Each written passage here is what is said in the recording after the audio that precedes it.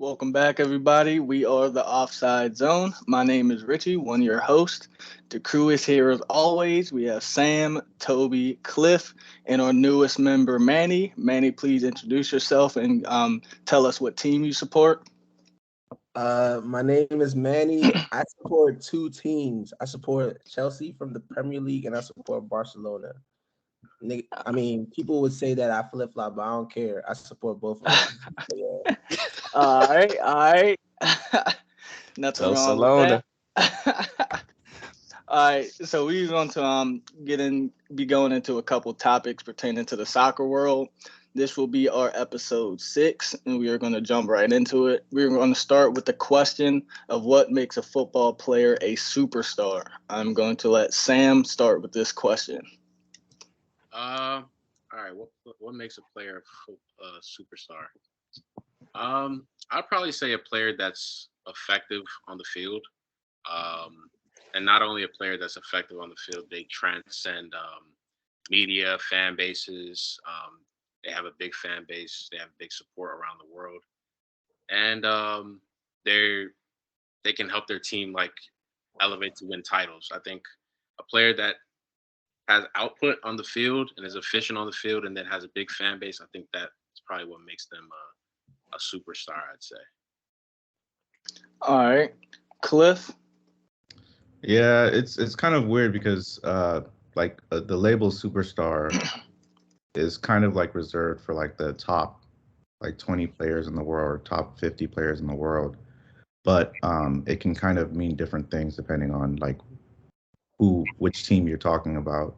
But I'd say a superstar is a player that has the talent to be amongst the best in the world, which is like I would say top 20 talent, but also has the I guess notoriety. Like they have the I don't know how to explain it without using the word superstar again, but like you have to have that star presence with it, like The if factor. yeah, that it factor.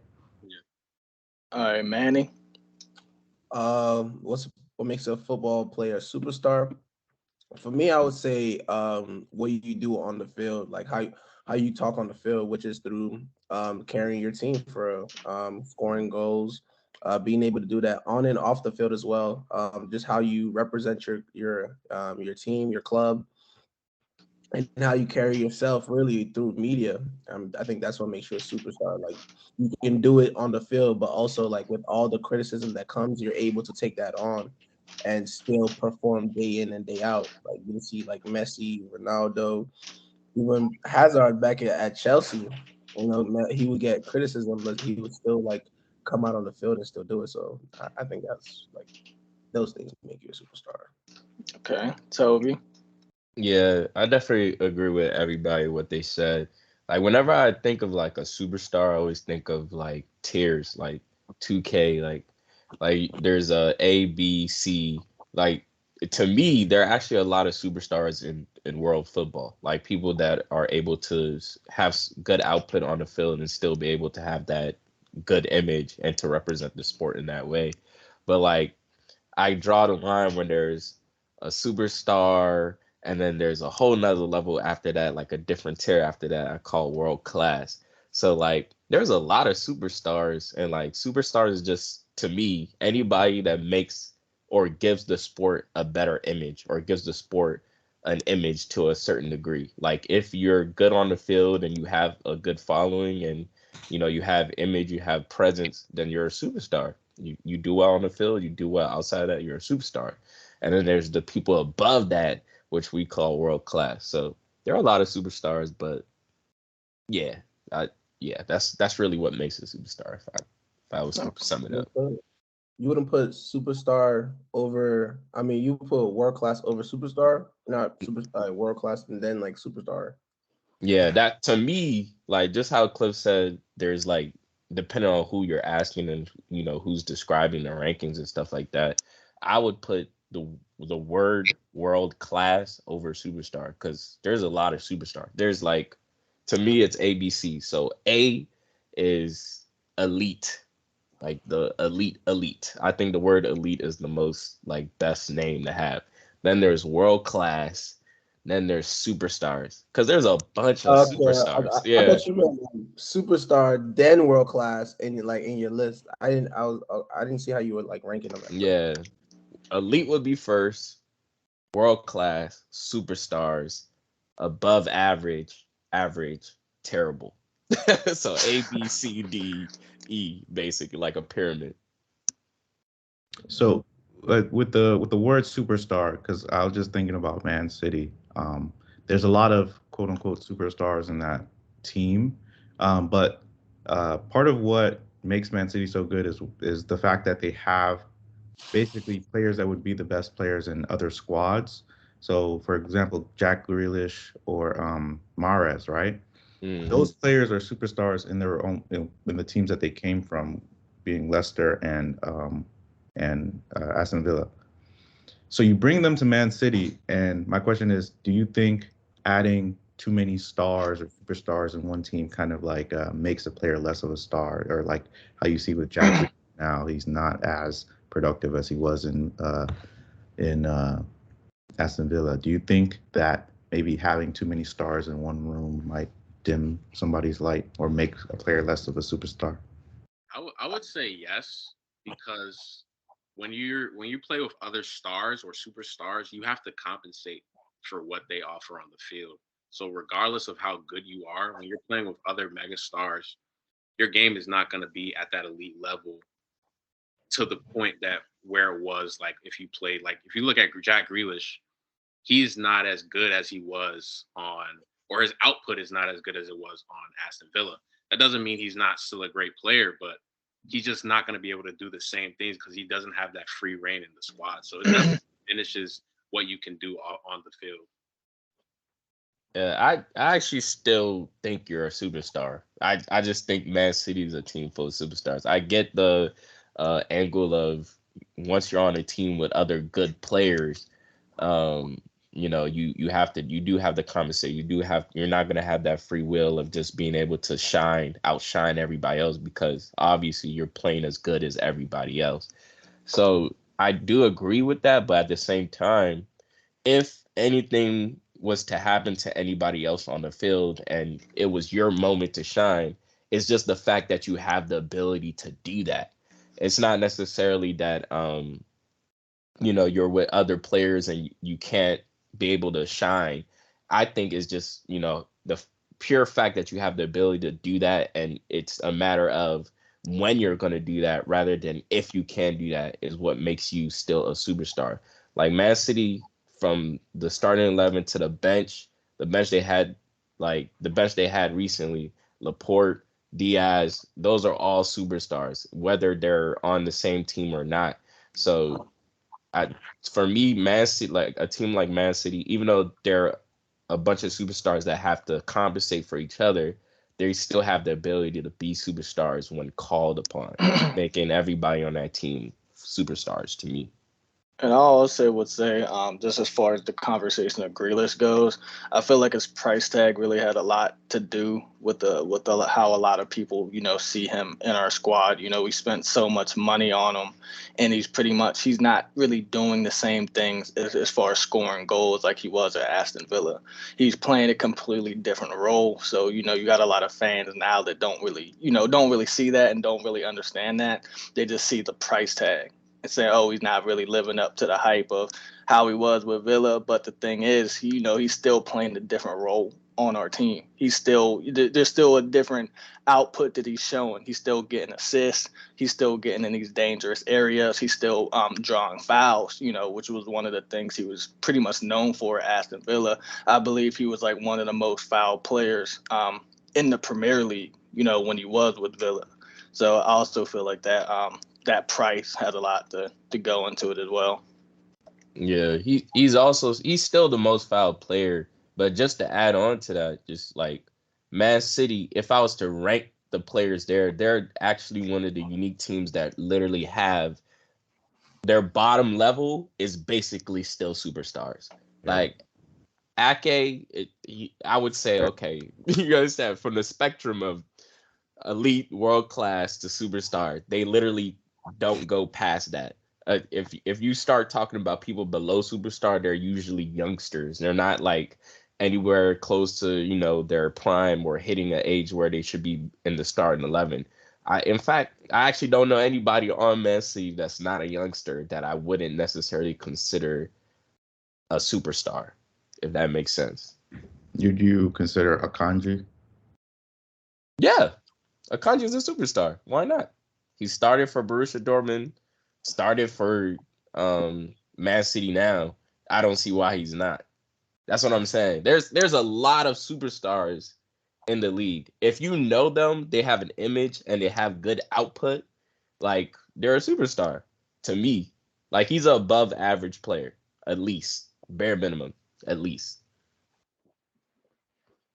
So, since we're on the topic of superstars, we were going to get into the conversation of Neymar Jr. The question is, where does Neymar rank in terms of all-time Brazilian footballers? I'm going to let Toby start with this question. All-time Brazilian Neymar? He's in my top three. Top 3. He's in my top 3. I'll say top 3. He's in my top 3. There's a lot of Brazilian players, man. Yeah, there's a lot of Brazilian players. Neymar is top 3, bro. You got top 3? Yeah, Nah. you got your OG Bro, Ronaldos. look at his goals right now. Yeah, I get it. You got your OG Ronaldos, you got your Rivaldos, you got your Kakás, you got your Ronaldinhos. I get it. But in terms of Neymar's impact on Brazil, the only thing he has not delivered is the World Cup. So I can't necessarily judge him yet on that. He still has time to get there, which is what I'm saying. He's not a retired player, so he still has time to get that medal if he wants, right? But outside of that, for Brazil, he's been absolutely amazing.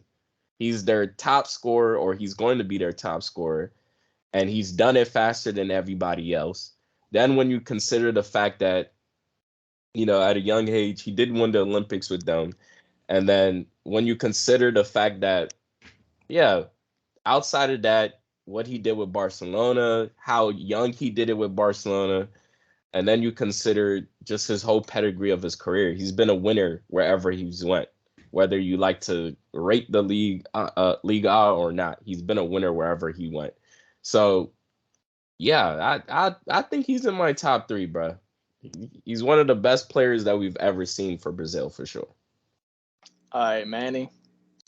Yeah, I agree with Toby. I say top 3 simply because, unfortunately, with the passing of Pelé, everybody's gonna look towards like a Brazilian player that they will look up to, just like how Argentina did it with Messi. I think for Brazil, it should be Neymar. Like if they respect what the type of player Neymar is, I think that it should be Neymar, at least as to replace Pelé as their football. I mean, nobody's gonna ever replace Pelé, but just to take on that name. I think that it's Neymar for real, with the goals that he scored, what he's done for Brazil, especially winning the Olympic gold at Brazil. And you can see the impact even in 2014, where he was kind of the driving force behind that team. But unfortunately, he got injured. You can see how much it meant to Exactly the, and the whole country. So I think it's Neymar, top three Brazilians of all time. All right, Cliff. Nah. Top 3 is very, very wild. Do you know how many Brazilian players there are? Let's get the two. No. Let's see which 2 you have over Neymar, right? I mean, over Neymar. Pele. You have Pele over Neymar? Easy. Okay. Yeah. Ronaldo. I don't even. I guess I'm gonna say. You said Ronaldo? Yeah, Ronaldo. I'm guessing those are the 2 that you have over Neymar. For me, yes. Pele and Ronaldo.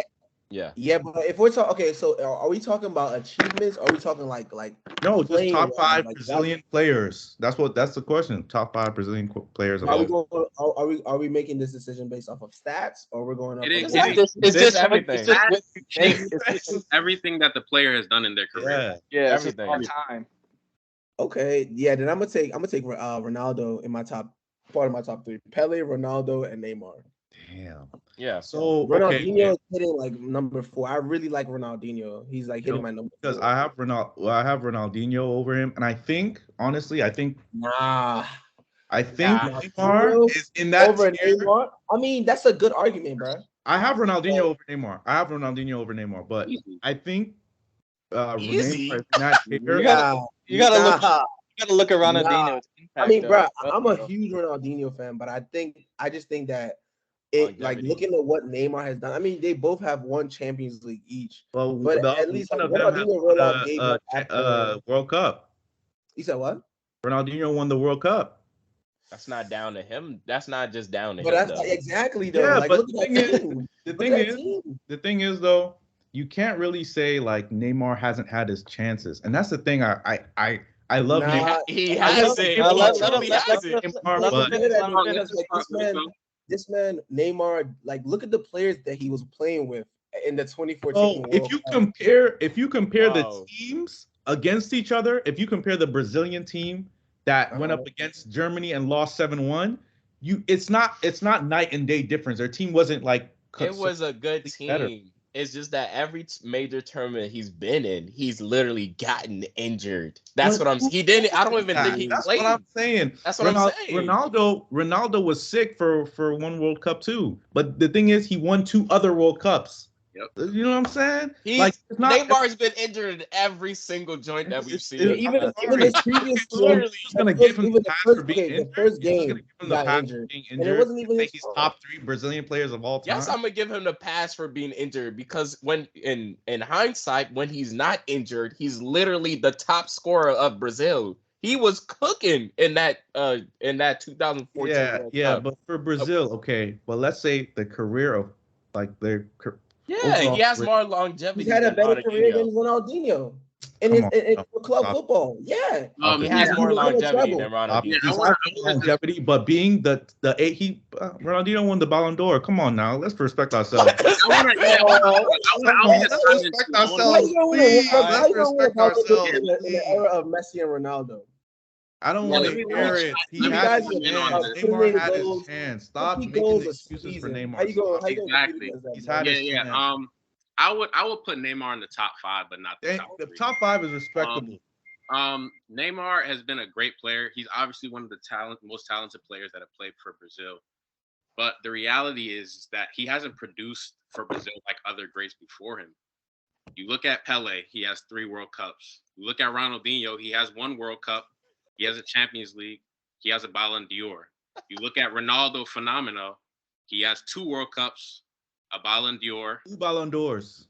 2 Ballon d'Ors. So the reality is that Neymar, although he's talented and he's been a great player for Brazil, I don't think he's had the impact on Brazil that Pele, Ronaldinho, and Ronaldo had.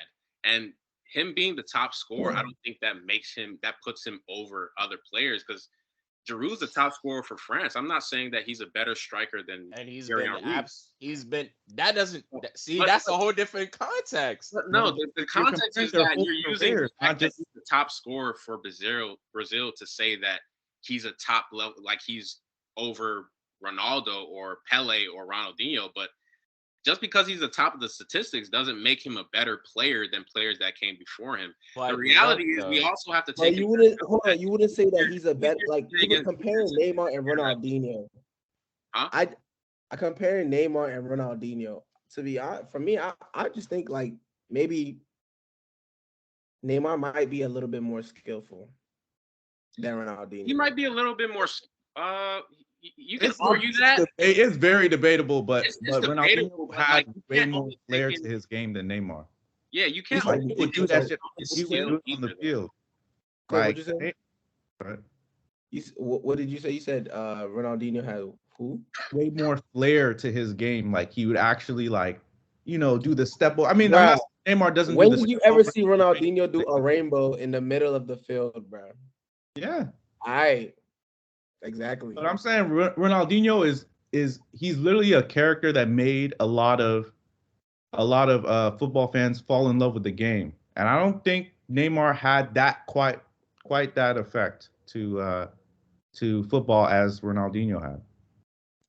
But I would say that Ronaldinho, when Ronaldinho kind of came out, he was not the first of his kind, but like the how can I say the influence that Ronaldinho had, he was like one of the first people to bring that type of like influence all over the world. I think that type of influence we haven't seen that since Neymar. I mean, well, to put aside Messi and Ronaldo, the next player that came out around like 2000s, well, 2000 what 6 or 8. Yeah. I think it was Neymar with that kind of impact. Yeah, I actually agree with that. But even to go back to Sam's point about Giroud, like I was using the notion of him being their top scorer for Brazil to relate it back to his impact. Like that is a clear sign of his impact. And even though Giroud isn't a better striker than Henry in any day of the world, but at the end of the day, in terms of impact, he has to be considered up there with Thierry Henry for France. Giroud, in terms of his impact for France, has been impeccable. He's been an amazing servant for France. And you can't just put that. Yeah, he's not a better striker than Henry in any day of the world. But I'm just relating that back to the total impact that he's had for the national team. So when I talk about Neymar, him being able to surpass those people in terms of being a top scorer should count towards him being able to say he's up there. And then his career isn't even over yet, which is why I'm saying I'm giving him a little bit of leeway. But we all know if anything was to change or whatever in terms of his trophy haul, he would easily be in the top 3. Easily. Which is my point. If anything were to change, but as it stands now, he doesn't have a major tournament with Brazil. That's just the fact of the matter. Like he hasn't won a World Cup, he hasn't won a Copa America, and he's had the chances. He played against Croatia in the 2022 World Cup.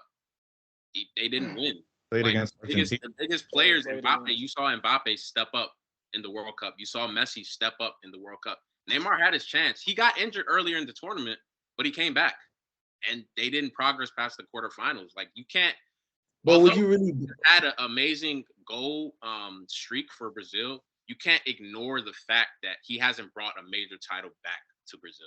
I agree. I just think compared to Ronaldinho, what him as an individual makes up for his national work. Like his club side, to me as an individual, to me the longevity that he's had throughout his career is way better than Ronaldinho's.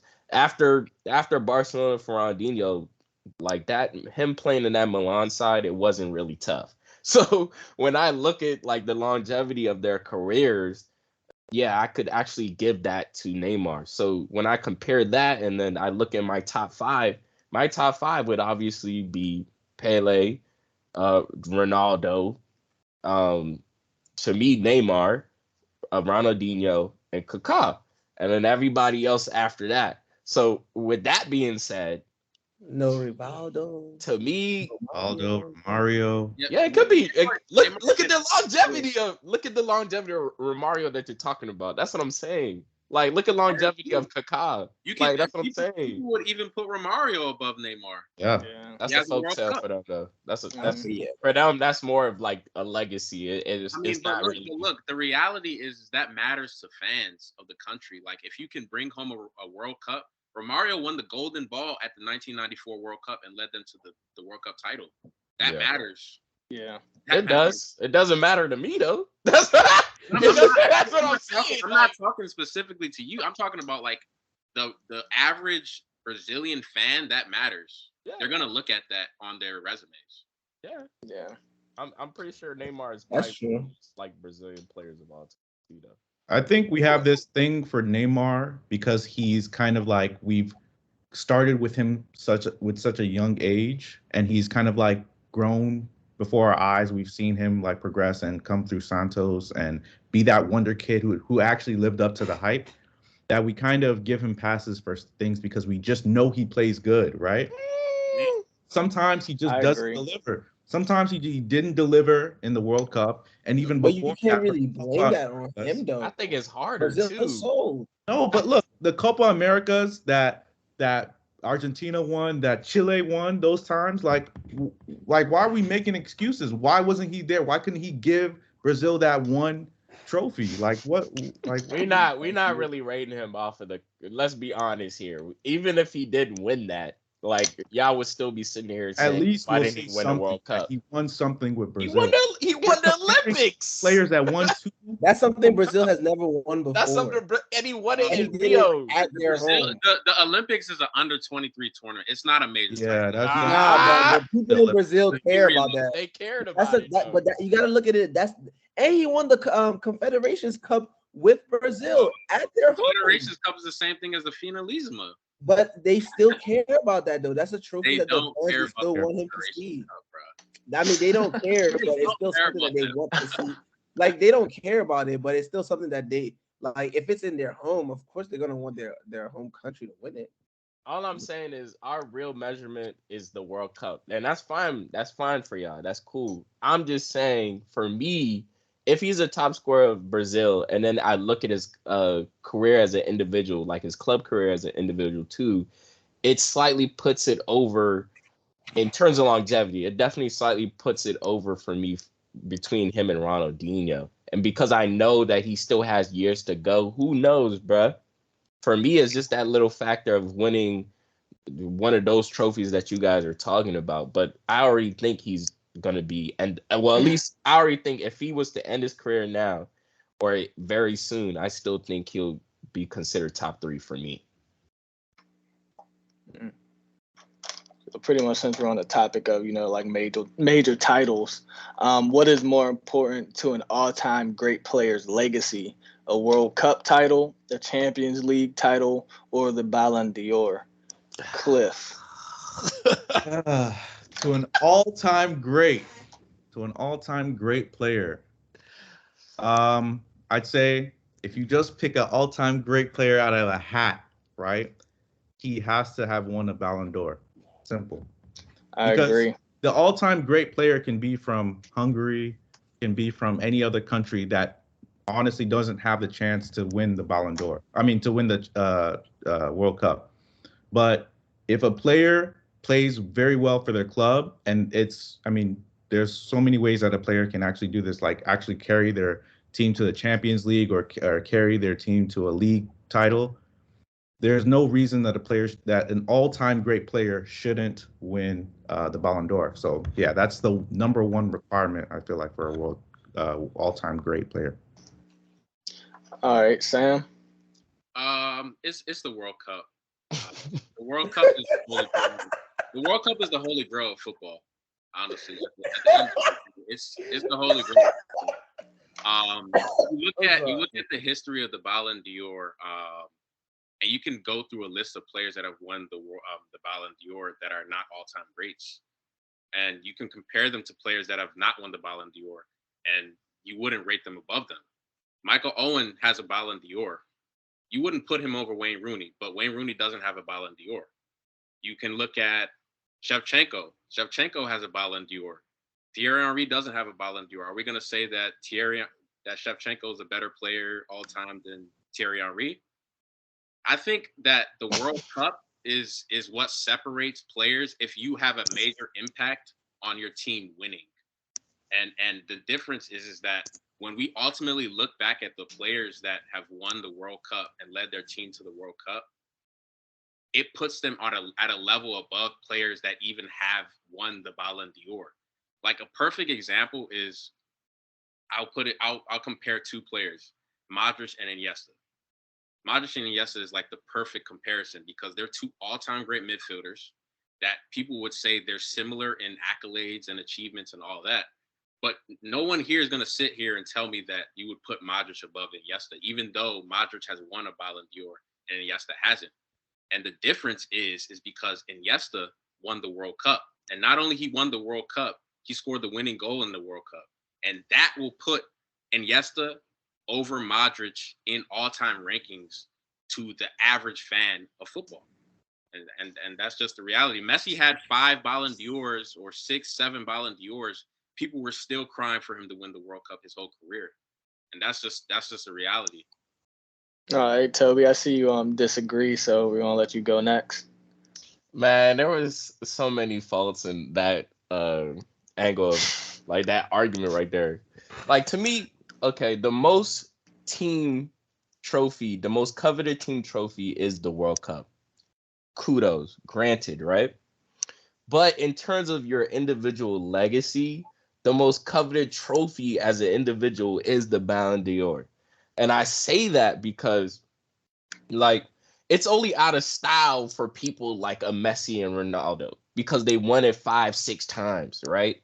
If we had a situation where we were ranking all the greats and things of that nature, at the end of the day, what tells you who was the best player that year was a Ballon d'Or, not who won the World Cup. Like, But like we're talking about their whole careers, not just 1 year though. I know that. Are I you know. putting Michael Owen above Wayne Rooney all time? No, but it's still That's cool. it doesn't mean that Michael Owen wasn't one of the best in the world at some point in time. And Right. that's what I'm saying. That's the only trophy that literally directly tells you this has been the best player at some point in time. It doesn't take away from their greatness. It doesn't mean Michael Owen isn't one of the legends of the game because he is an English legend at the end of the day. Like, and that's why I say it's more important in terms of your legacy. A lot of people can actually say they've won the World Cup. A lot of people can actually say they won the World Cup, whether you believe that or not.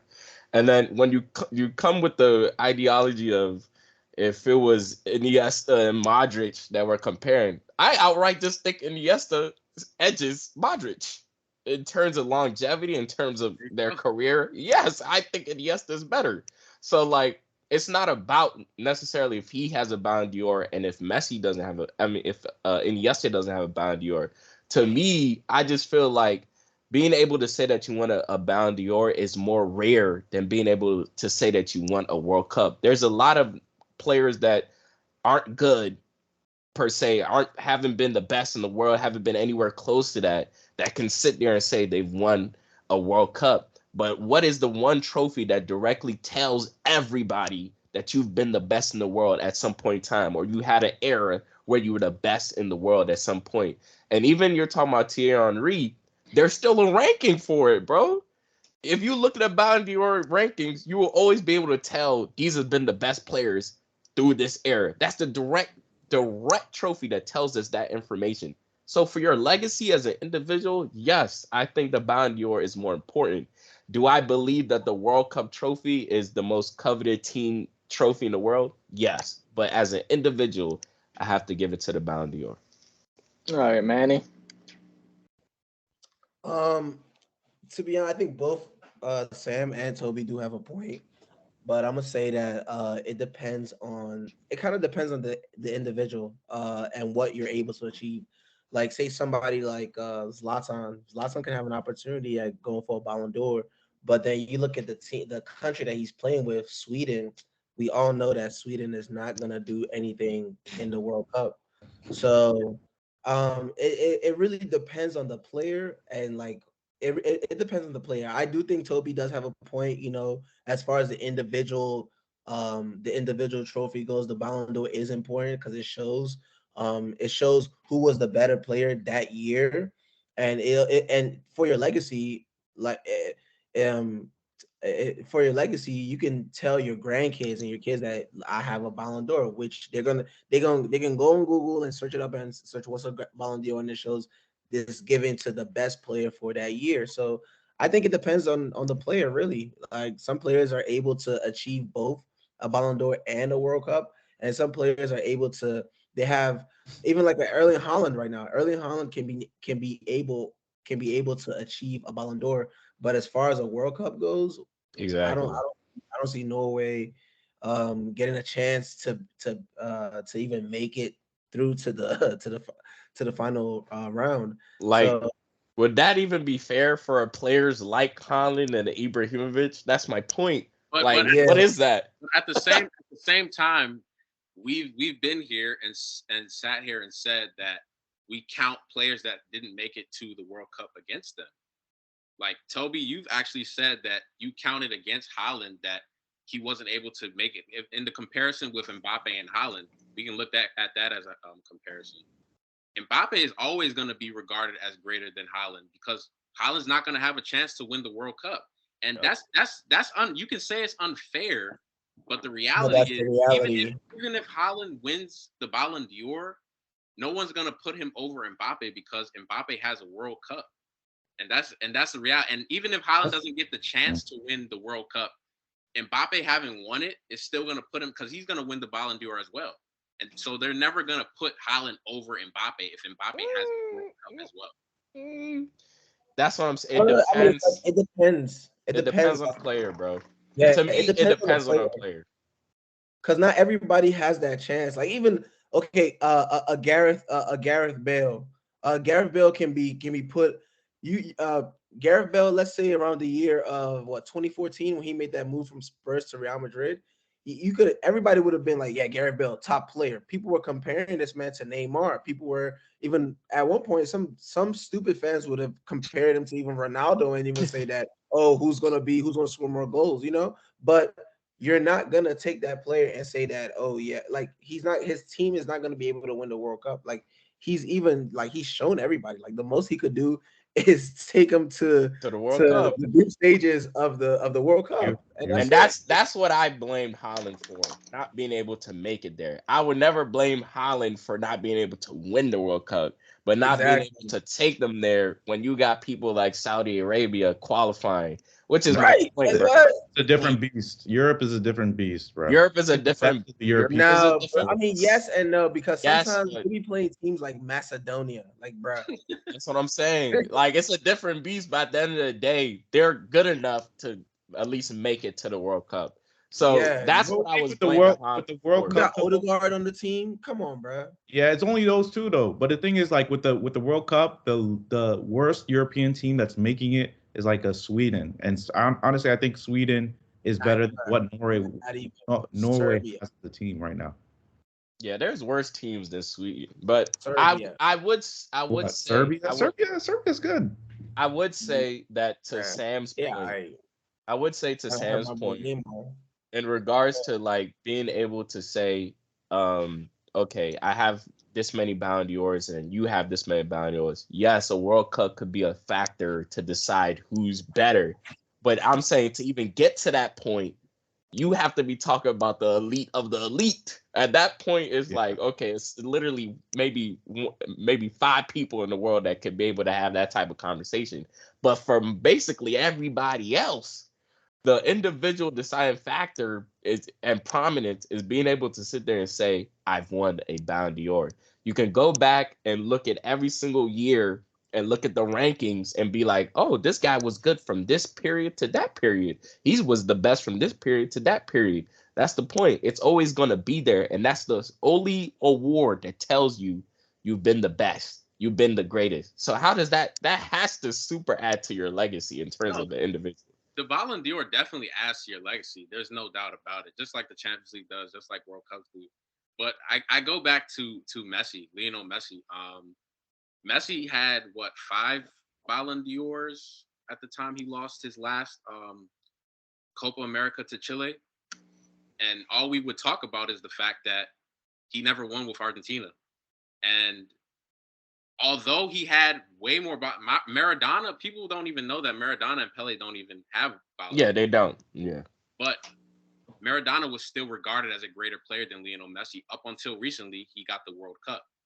And that's why I think that it shows that the World Cup is the difference, because it's, like I said earlier, it's the holy grail of football. When we were 6 years old, 7 years old, 10-year-old, we were watching the World Cup. We knew who was winning the World Cup. We were focused on the World Cup. We weren't watching the Ballon d'Or ceremony when we were 10 years old. Nobody cared about the Ballon d'Or ceremony. And I can put this to Messi and Ronaldo. I think that they have given the Ballon d'Or a little bit more importance in this era because of their rivalry.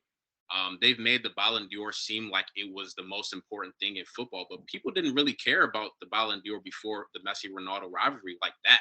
Like there wasn't a big ceremony for it. There wasn't a big show for it. It was literally a French newspaper that handed out an award and behind the scenes. That's what it was though. And the reality is that the reason why people, the majority of the footballing world now, will consider Messi the GOAT, even though he had 7 Ballon d'Ors before he had the World Cup. Now he has the World Cup, though.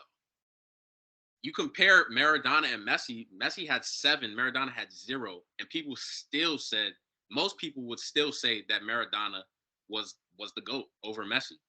And I mean, you can't ignore that fact, because the reality is that, hey, the World Cup is something different than any other thing you can win. Well, were they even giving Ballon d'Ors when Maradona was playing? No. Yeah, they were.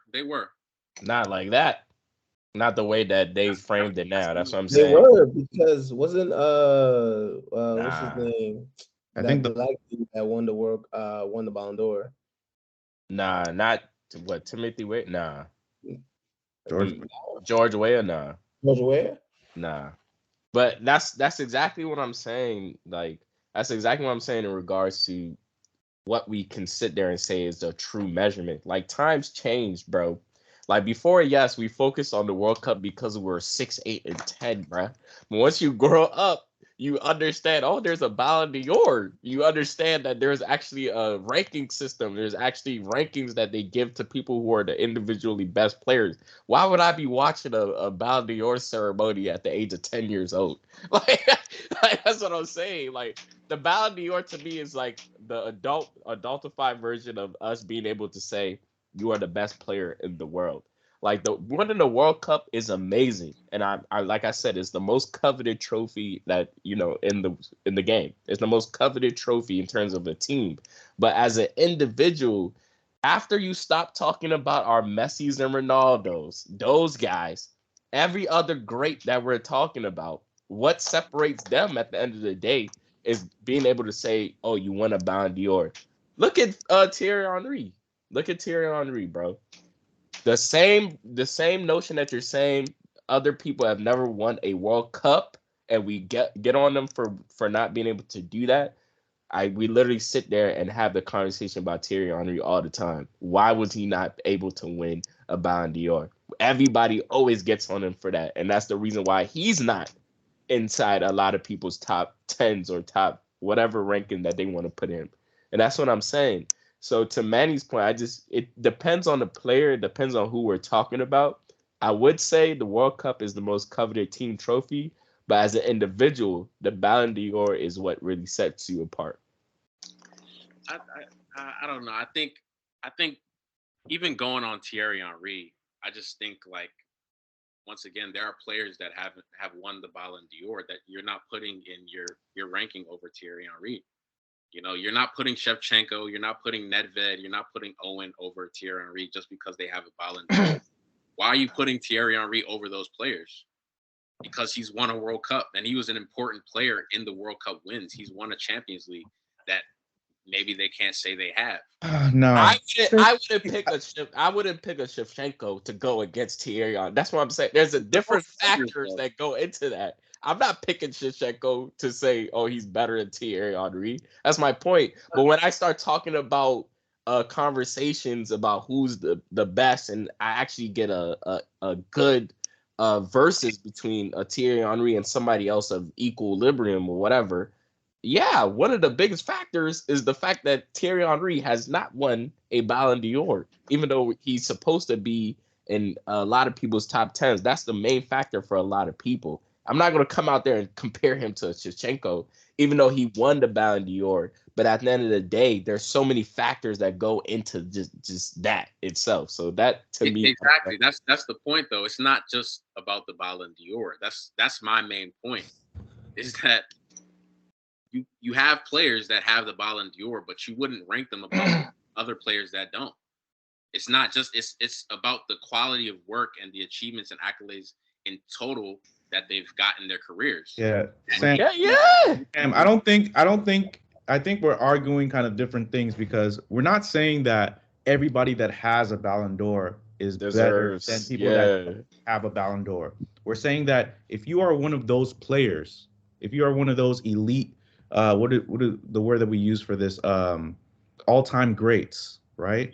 There is no reason you shouldn't have a Ballon d'Or. Even if you're competing against Messi and Ronaldo, you have people like Benzema and Modric that have won Ballon d'Ors. No, I gotta argue against that. If you're talking about Modric and who else you said? Benzema. Benzema, the whole Modric thing, you can't really say that because they in look at in an era for like Thierry Henry, right? For instance, Shevchenko, he should have won that joint. No, I don't even think Shevchenko. I think was it No, Nedved or yeah, he should have won that joint. Cannavaro won it over him. Nah, So it's like you Nedved. can't. But I personally think Thierry Henry got robbed for the. He Yeah, did. it's okay to say he got robbed, but I'm saying like I'm not saying that people that have the Ballon d'Or are just so much better than the people that don't. We're saying that if you want to classify which players are the best of the best, then it has to be there. It's just like a requirement because anybody can. I'm not saying anybody can, but like if a player is that good, they should be able to win it. I don't know. Agree So with that. I don't think that you can say that because a player doesn't have the Ballon d'Or on their yeah, leg. because you can't say that about like. That's fine. You're It's the not same. going to say that Xavi and Iniesta are not two of the top 5 midfielders in the world just because. Yeah, they are. But the thing is, they were playing with Messi. They are. We're not even. Thierry Henry is. I don't know who's keeping Thierry Henry out of the top 10. A lot of people, and it's because of the Ballon d'Or. And we're not even saying the Ballon d'Or. We're not even saying the Ballon d'Or is the only factor to deciding who is in your top 10 or whatever the case may be. There's a bunch of different factors go into that. We're also not saying the people who've won a Ballon d'Or are outright better than everybody who hasn't won a Ballon d'Or. But the same logic that you're applying to what you just said, saying that there's been people that's been better than other people who has won a Ballon d'Or, you could apply to the people who hasn't won a World Cup. You could do the exact same thing. The only thing that we know is that the Ballon d'Or trophy directly tells you who's been the best every single year. That's all I'm saying. So in regards to somebody's individual legacy, that has to be the biggest award. That has to be the biggest award. That's an individual year. That's not. That it tells you every year. If Benzema is in the ranking every year, that means he's been one of the top players every year. If Messi and Ronaldo is in the top 10 every year, that means they've been one of the best players every year. So like, and even back to Cliff's point, yeah, that's one of the biggest issues with a player like a Thierry Henry is the fact that he's never won that. And that's what I'm saying. He's never won that. So that leaves him off a lot of people's list, bro. Like, that's what I'm trying to tell you. Put him in the top 10 all time. A lot of people don't. Yeah, let's move on to the next topic. I've heard a lot of soccer legends getting mentioned in the conversations we had so far. So I'm gonna beg this question for you guys. What would you guys dream 5-a-side be? And I'm gonna let Manny start with this question. All right, my dream 5-a-side. Let me see. All right, I would put I would put Messi. I'll put Messi on. Well, I'll put Messi and I'll put Messi and Ronaldinho. I would have Conte and I would have Maldini in the back. Conte. Let him finish. Yeah, it's not a. Yeah, I know. I like it. My dream. Insane. Hold up. So let me see. Messi. I said Messi, Ronaldinho. Either Conte or Busquets. Actually, no. I'll take Busquets, and then I'll have Maldini in the back. And then for my goalkeeper, I'm gonna do Buffon.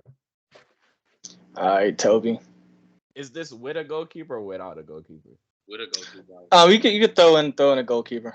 All right. So 5 plus the goalkeeper. So 5 plus a goalkeeper. 5 plus a goalkeeper. Okay. All right. My dream 5-a-side with a goalkeeper would be Ronaldo. Messi. Oh, CR7. CR7. Messi. Maldini. Zidane. Then we need Well, I got a defender in there. Dan Maldini. I'll go with the other Ronaldo. And then for the goalkeeper, I would say Neuer. Yeah, that's a fantastic team. All right, Cliff. Up top, I'll put Brazilian Ronaldo. I'll put Ronaldinho to the left wing, and I'll put Messi on the right wing. And then the two at the back, I'll put Zidane and defender. Gonna be Maldini, bruh. Yeah. You picked the same squad for real. Maldini, and then and a goalkeeper, I'll put Buffon. This guy. All right, Sam. Yeah, I put Messi, Brazilian Ronaldo,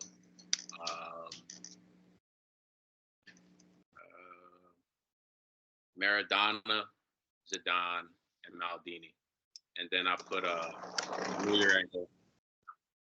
All right. So for me, I'd probably say Maldini, Messi, probably Ronaldinho. Who else? I put Henri in there, and then Buffon. Man, Buffon over Neuer? That's kind of crazy. Put Buffon.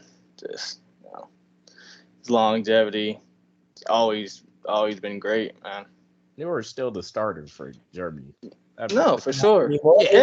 Yeah, for sure. But I mean, from a goalkeeper's perspective, I look at Buffon. I rate him higher than Neuer. Personally, It's a close contest between those two. There's no wrong answer. Nah, there's a wrong answer, bro. Neuer has literally he revolutionized goalkeeping. He's the first sweeper goalkeeper, first real sweeper goalkeeper that can really play with his feet. That's number one. Number two, he can save like crazy, just like Buffon can already. Cool. Then the accolades come in. Woo! Brother Buffon never won a Champions League. Come on. That brother Neuer was in the FIFA Pro 11, World 11, probably like 10 years in a row. Then you look at the fact that he's won a World Cup too. Yeah, it's pretty clear. And he's still Germany's number one over Ter Stegen. I mean, the only thing really Buffon hasn't won is a Champions League. I mean, look how long that man has been playing, bro. Yeah, there's a lot of people that will put Buffon over Neuer. They're both great keepers. They're all time. Yeah, they're gonna pick older people. It's okay, I get it. But once Neuer retires and we get old, no, I mean it is a toss up between Neuer and it's close. Buffon. It's clear to me, very clear. I'm not no offense. I'm not saying Buffon. Buffon is top. I'm really basing that top five I made just off of just really like, accolades and pretty much all-time greats. But as far as the goalkeeper, since that's really my first position, the person I would really want to put a 6 as the keeper is Memo Ochoa. But he don't really have anything but besides the World Cup showings.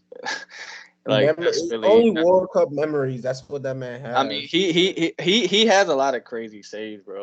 Especially if you look up his highlights. He has insane saves, but I know nobody's looking at that. But bro, you gotta think about the whole game though. Like even for I think he's a good goalkeeper, but I think you gotta also look at club wise, like what you've done club wise. I just seen him hop from team to team to team to team to team. So yeah, I mean I feel like his biggest mistake is he's never went to England. He had a chance to go to the Premier League early in his career, but he said no because he wanted to be with his family in Mexico. That's why he stayed there, because he was with Club America for a long time. but he didn't want to leave there. So I kind of felt like that kind of stunted his growth. Yeah. Because True.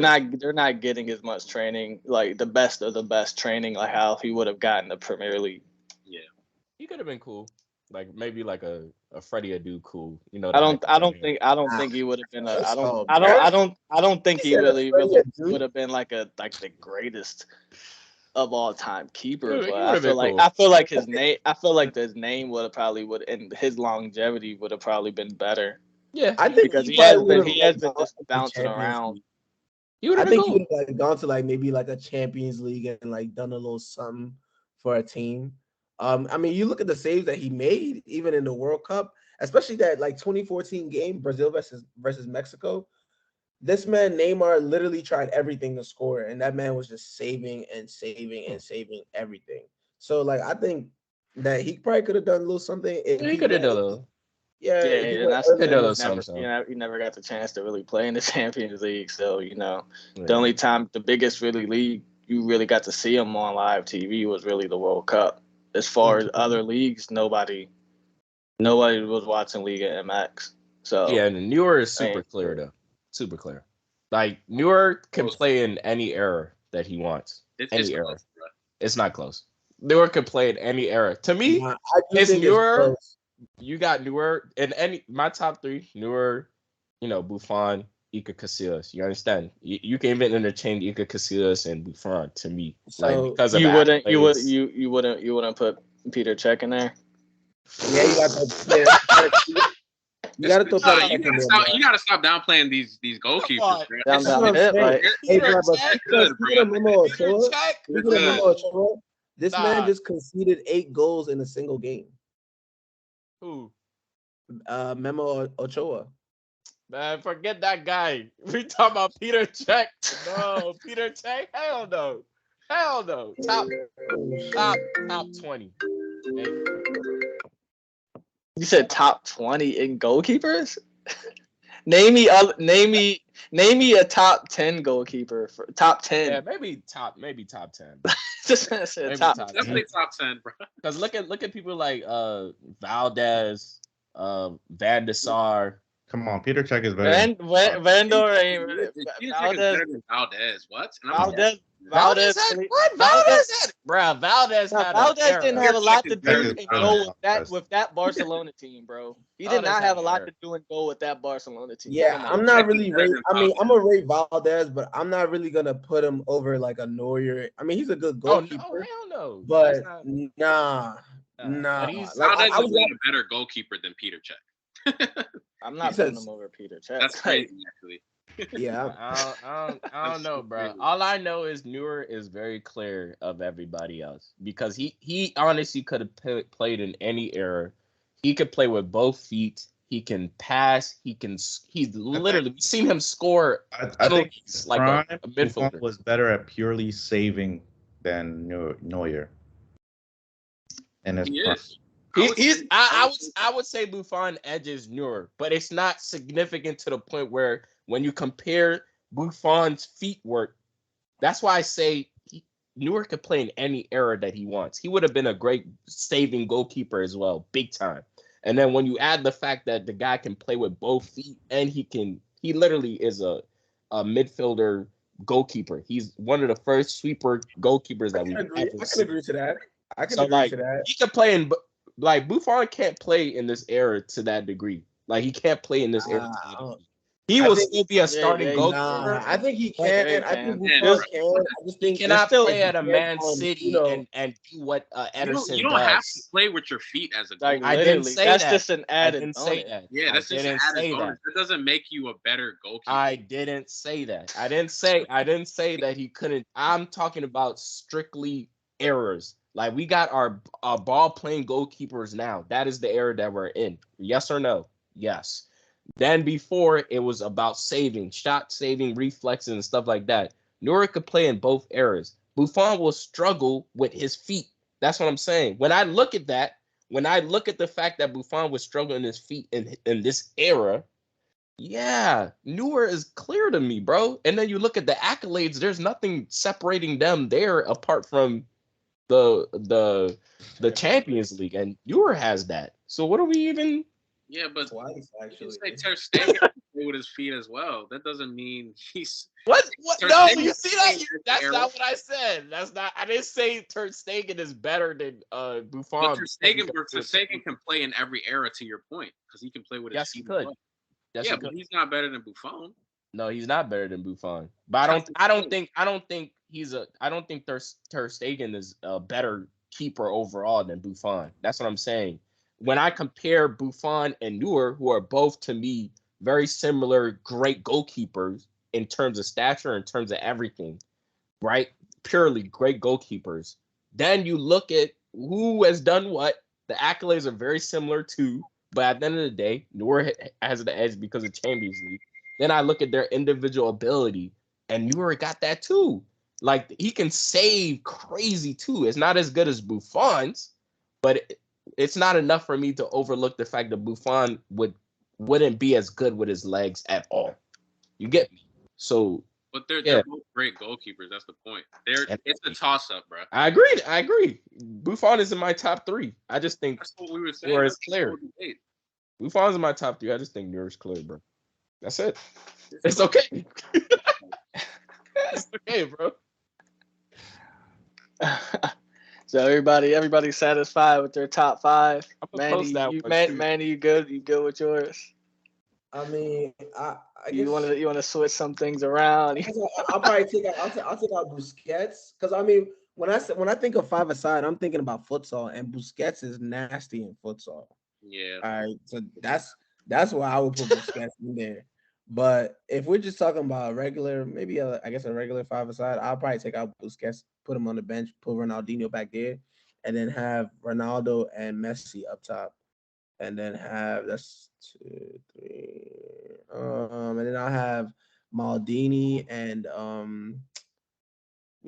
take Maldini and Sergio Ramos actually in there. That's a good pickup. I'll take Maldini and Sergio Ramos, and then I'll take I could take between either Neuer or Casillas, Iker Casillas.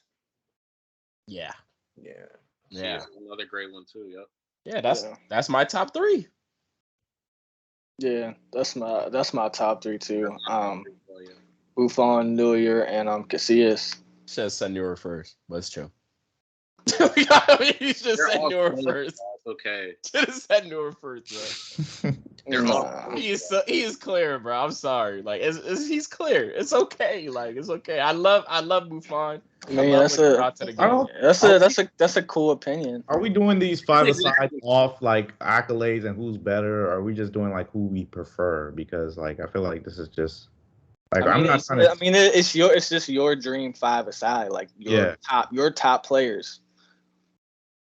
Yeah. So I mean, I would rather have Buffon in his prime over Neuer. That's cool. At goal. That's cool. I just want you to know Neuer at his prime is just a different beast. He could play the long ball to Ronaldo and score. I don't need that. Yes, you can. Why not? Bro, Toby, they're both close, bro. It's a close thing. It's a toss up, bro. It's not a toss up. It is, bro.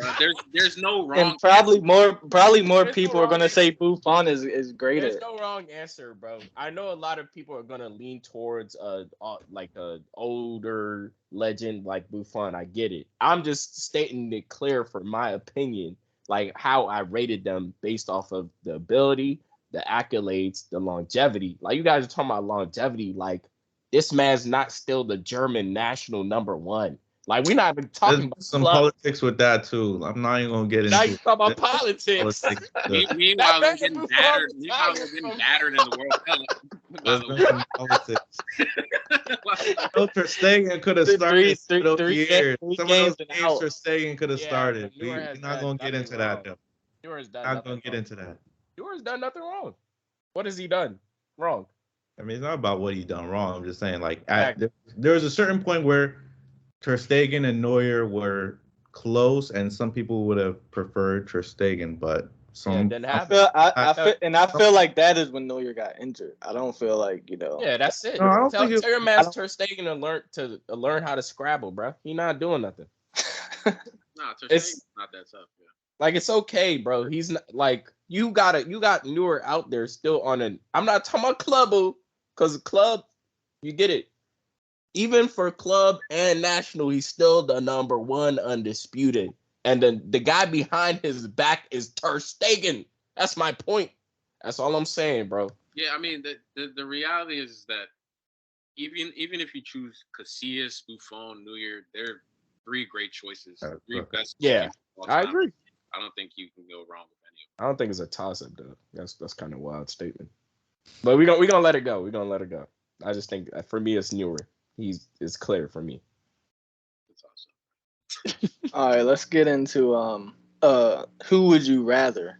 So, who would you guys rather have on your squad? Luka Modric or Kevin De Bruyne? I'm going to let Cliff start with this one.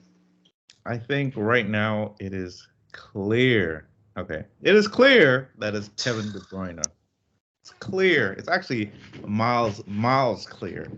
Because if we're talking about right now, Kevin De Bruyne can play. Miles?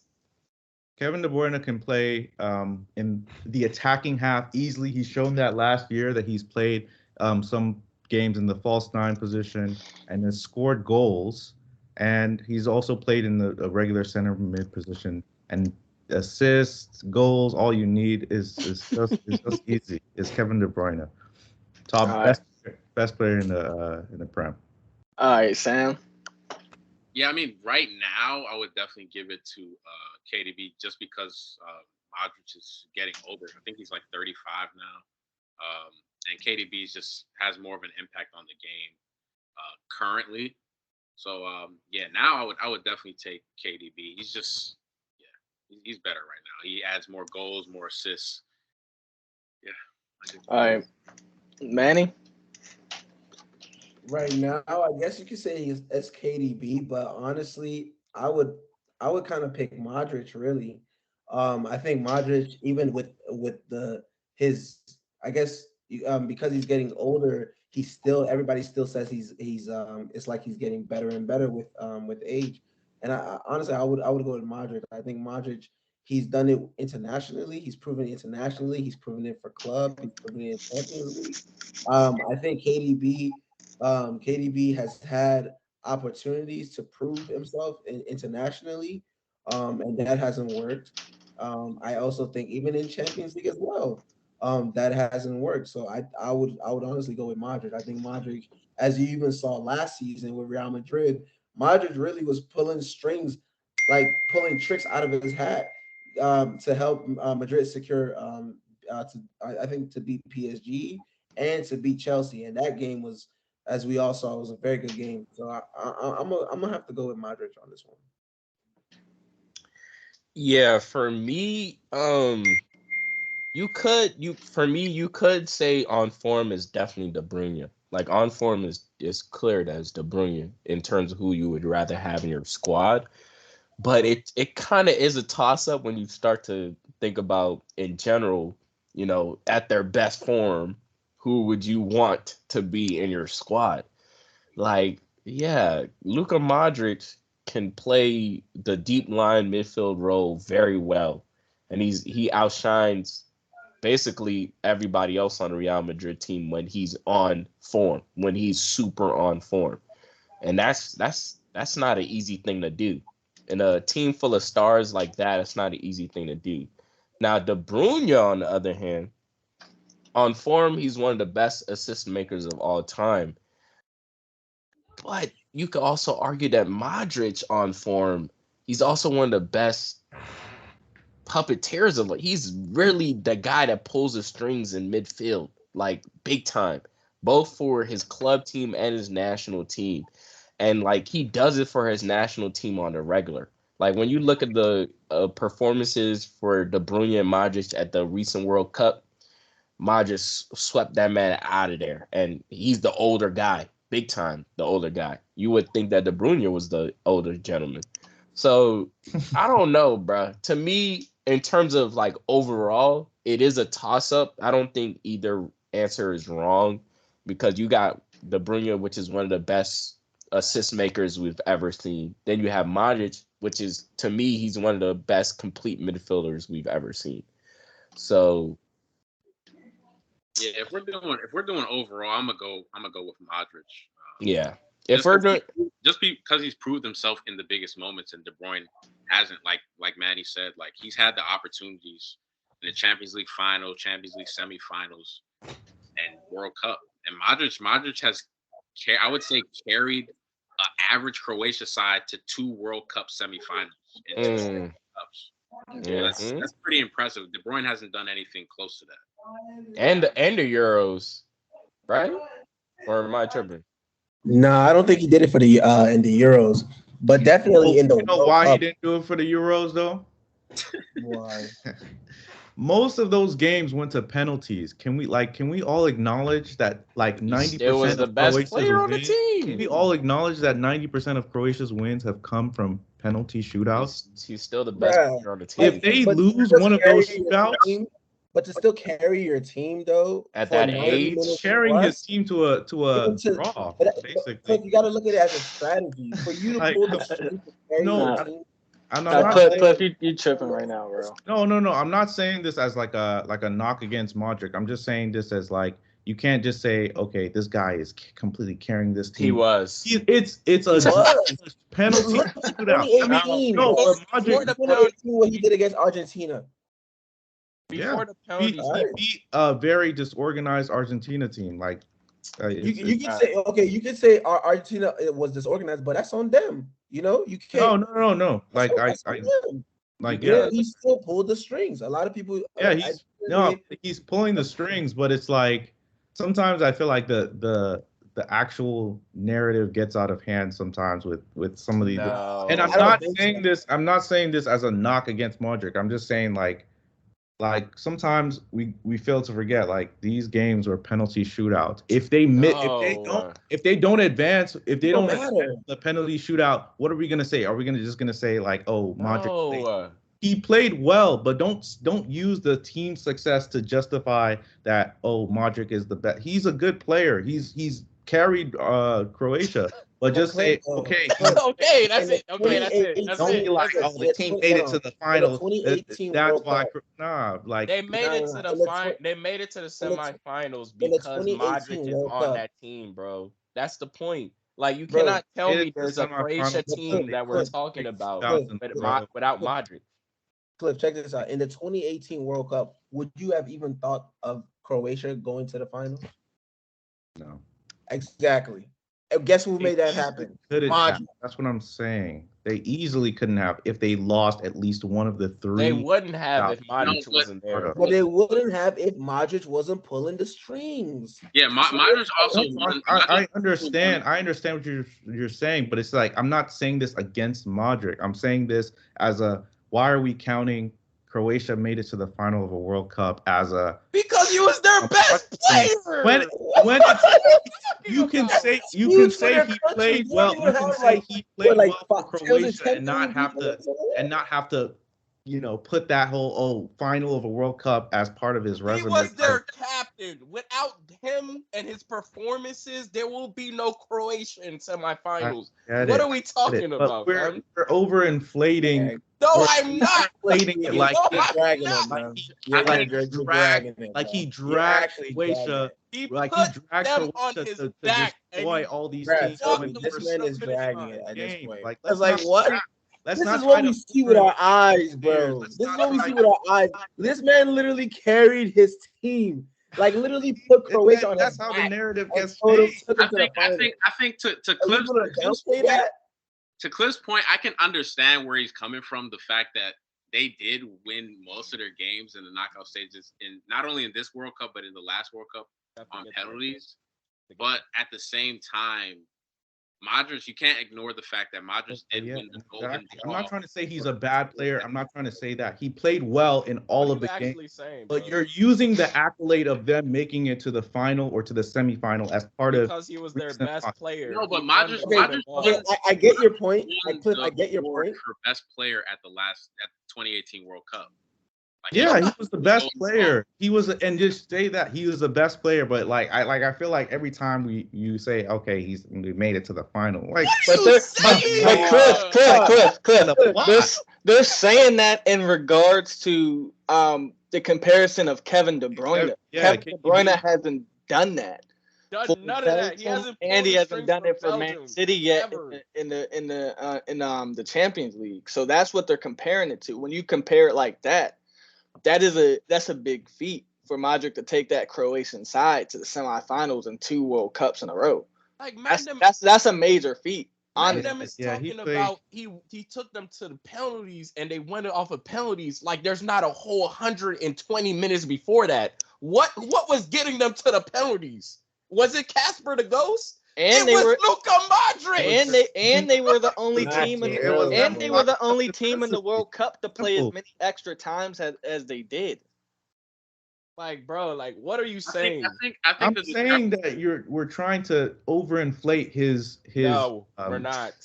We are not. Really not. Hey, if you want to, I think you're choosing the wrong word. Well, and I get that, but like you're trying to.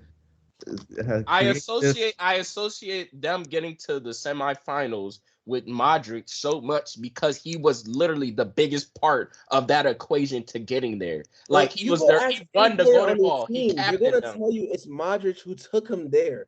Without Modric pulling the strings, just like how he did for there is no Croatia. There would be literally no Croatia in the final. There would be no Croatia in the semifinals. Not saying they all have a plan. Bro, you have to understand. You have to have a strategy when you go play these tournament games. So why can't we attribute Croatia getting to the semifinals to Modric? If anything, I feel like that's been like the main point here. Oh, Croatia went to the finals. Croatia did. You can literally say Modric has been the best player in Croatia. Modric played very well for Croatia, and not try to say he made it to the finals or the semifinals and try to use that against. He carried them with his performances. Yes. Do you want me to say that? Carried them, but using that as a crutch to kind of knock KDB and say, how is that? Wait, okay. But that's not a knock. Look. Bro, that's not a knock, bro. That's actually facts. That's the truth. I think the discrepancy that exists between KDB and Modric is that KDB has more statistics to show for it on the stat sheet than Modric. So like a lot of the things that Modric does on the field is not necessarily like it can't be read on a stat sheet. You have to actually watch the game and see what he's doing. He doesn't get a lot of assists. He doesn't even get a lot of goals. But the reality is he controls the game. He controls the tempo. He facilitates. He creates. And that's what sets him apart from KDB. He's done it. He's done those things at a higher level than KDB on more consistent basis. So it's just like I think it's pretty. If you look at their whole careers, I think it's pretty clear. Yeah, I mean, I'm not hating against Modric. I am not hating against Modric. I'm just trying to use it as I feel like his accolades get brought up more than his play does when you're comparing the two players. Like what you guys were just doing now and saying, oh, Kevin or Modric went to the talking about just play. We're talking, which I did in the beginning. I said one can play that deep line midfielder, all like truly one of the best, right? I did that. He just did that. If you're looking at just individual play, Modric just won a Ballon d'Or. Modric has won a golden ball. I'm not comparing their careers because I know Modric's career has been way better. That's just all individual. That's all individual. Yeah. That's not even like they won this as a team. That's all individual, right? So with that being said, De Bruyne has never. That's not what I'm arguing at all. I'm not comparing their careers. I'm comparing them right now. We're comparing them right now. But on form. I'll give it to De Bruyne. But if we're looking at it in terms of the overall, I have to give it to Modric. Yeah, that's all I said. Everybody's giving it to Modric overall. Everybody's giving nobody's gonna say Kevin De Bruyne is better than Modric, through his career. But I was just saying right now, you can't say y'all can have. Right now, I would give it to KDB as well. Yeah, everybody pretty much picked KDB. Yeah, everybody picked KDB right now. Yeah, so it is. In form, it's KDB right now because he is younger and he's playing at a very high level, and so is Modric. But I mean, Modric is getting older. But yeah, if you were to say, I'm gonna go with Modric. I'm sorry. if you were to say prime Modric versus Kevin De Bruyne right now, that would change the question up. Yeah, I mean, I think that'd be a completely Yeah. different question. That might be a little different right there. Yeah, that's Yeah. a toss up for me. Yeah. Like when you and look like just to put it in perspective, it's like when people say like prime Ozil. That's Prime easy. Ozil Yeah. might be Yeah, Prime Ozil was he was crazy. Prime Ozil might be up there with the midfielders. I'm not gonna hold you. Yeah. with who? Yeah. Ozil? With Prime who? Prime Ozil is crazy, Prime bro. Ozil was up Ozil's there with any crazy. midfielder. Prime Real Ozil Madrid gave Ozil? Yeah, Real Ronaldo Madrid the most Ozil goals was in the Like year. they gave crazy, him the bro. 10 before Modric? Oh, okay. That Ozil? Yeah. That Ozil was nasty. He was. The red vapors Ozil? Oh, with the purple Real Madrid. Oh, that guy was nasty. It was the blue vapors, bruh. He had the red joints, the little comet joints. Them joints on It was FIFA like 10. pink. It was the It was 2010 pink. World It was Cup, like pink. Yeah. It was the pink. Germany It was pink, 2010 bro. World Cup. That Ozil gave Ronaldo his most, I think, his career high goals in the year that year. That's That how guy- wild Ozil that was. Ozil was He had the nasty. highest assists, I think, in Europe. Yeah, gave like Ronaldo had the most goals that year, and Ozil had the most assists. Yeah, so I think that's going to wrap up the discussion for today. I want to give many thanks to the viewers, of course, and also the crew for their input today on today's topics. Everyone, please drop us a follow on TikTok, Instagram, and our Twitter under the name The Offside Zone. We have new topics for you each week. In the comments, please let us know you guys dream 5-a-side. We look forward to engaging with what everybody has to say. Everyone, please stay safe, stay blessed, and see you guys in the next video.